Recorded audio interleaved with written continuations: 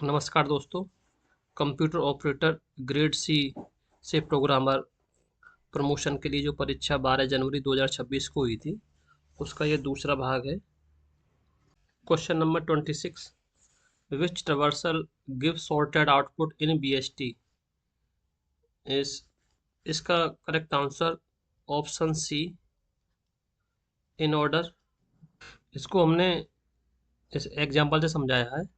Means जब first time जब visit करते हैं तो प्री बोलते हैं, सेकेंड टाइम किसी नोड पर विजिट करते हैं तो इन ऑर्डर, और जब लास्ट टाइम किसी नोड पर विजिट करते हैं तो पोस्ट। ये हमने इनकी पोजीशन बता दी है। इस ट्री से समझिए। यहाँ से आगे बढ़ते हैं। प्री पर प्रिंट नहीं करेंगे इसे। ये प्री है, ये भी प्री है। इसके बाद जब फर्स्ट टाइम यहाँ 1 पर विजिट करेंगे, यहाँ प्री था, ये इन इन पोजीशन है। इन पर जब भी हम विजिट करेंगे तो उसको हम प्रिंट कर देते हैं। उसके बाद आगे बढ़ते हैं। 2 पे हम जब सेकंड टाइम विजिट कर रहे हैं, ये इन पोजीशन है, 2 को प्रिंट कर देंगे। उसके बाद 4 पर हम फर्स्ट टाइम विजिट किया, सेकंड टाइम इसे इन पोजीशन है, 4 प्रिंट करेंगे। इस तरीके से 5 पर हम सेकंड टाइम विजिट कर रहे हैं, मीन्स इन पोजीशन है, 5 को प्रिंट करेंगे। 8, ये इस 8 की इन पोजीशन प्री पोजीशन है, और ये इन पोजीशन पे इसको प्रिंट कर देंगे। इन ऑर्डर ट्रेवर्स के बाद जो आउटपुट मिल रहा है वो हमें सॉर्टेड ऑर्डर में मिल रहा है, इसलिए ऑप्शन सी इसका करेक्ट आंसर है।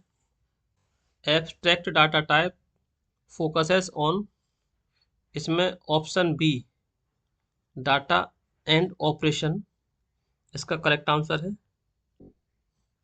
इससे हम एक एग्जांपल समझाते हैं।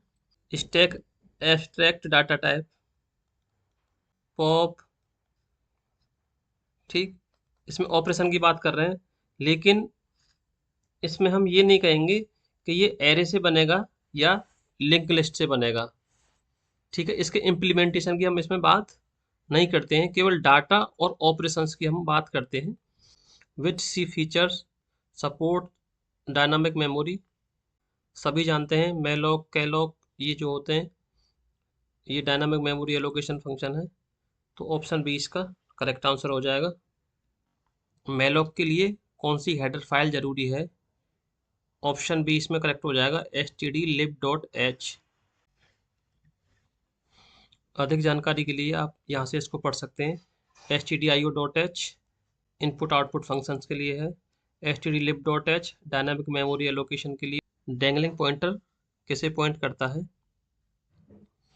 डैंगलिंग पॉइंटर एक ऐसी मेमोरी को पॉइंट करता है जो फ्री ऑब्लिक डिलीट हो चुकी हो, तो इसमें ऑप्शन सी फ्री मेमोरी की बात हो रही है, ऑप्शन सी इसमें करेक्ट हो जाएगा। Question number 31, which operator has highest precedence.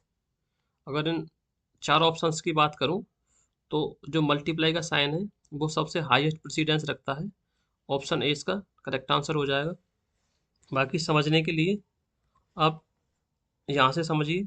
सबसे हाईएस्ट प्रेसिडेंस पैरेंथेसिस की होती है, उसके बाद इंक्रीमेंट डिक्रीमेंट मल्टीप्लाई डिवाइड और ये प्लस माइनस, उसके बाद रिलेशनल, उसके बाद लॉजिकल, सबसे लास्ट प्रेसिडेंस असाइनमेंट की होती है।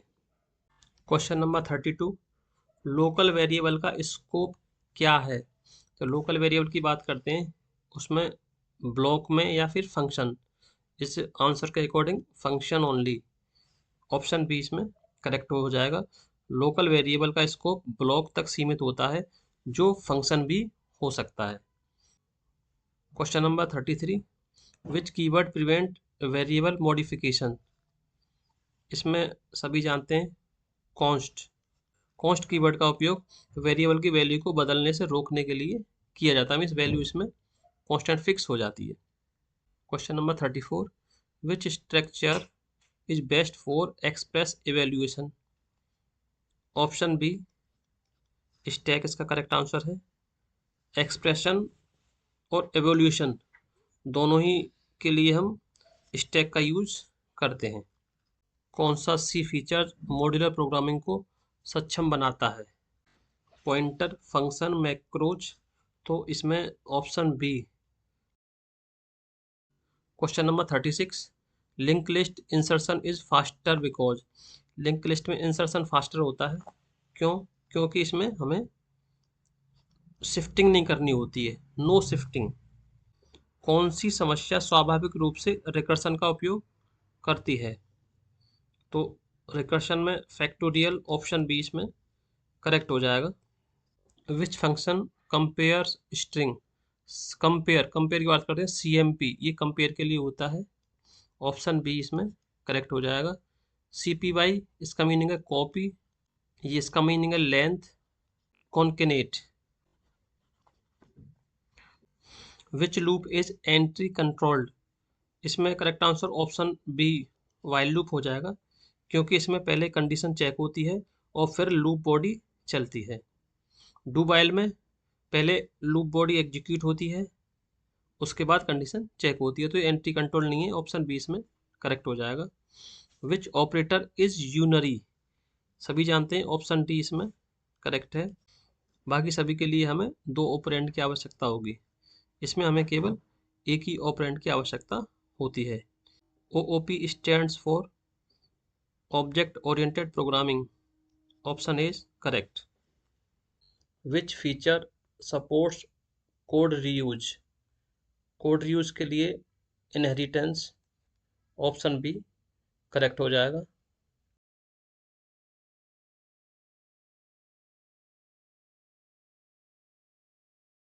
कौन सा एक्सेल स्पेसिफायर इनहेरिटेंस की अनुमति देता है लेकिन बाहर से छिपाता है? इनहेरिटेंस में option C protected.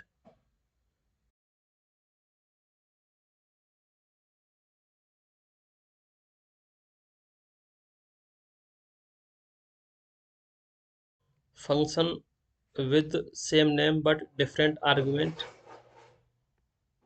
Option A overloading.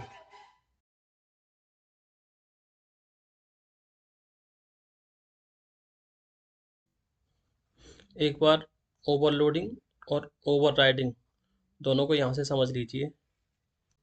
Virtual function support, इसका option be run time polymorphism. अभी हम ओवरराइडिंग की डेफिनेशन में इसको पढ़ चुके हैं। Question number 46, constructor name must be same as class, option B इसमें करेक्ट हो जाएगा। Question number 47, destructor is called when, option B object destroyed, correct हो जाएगा। Question number 48, operator overloading improve, इसमें रीडेबिलिटी, ऑप्शन बी करेक्ट हो जाएगा।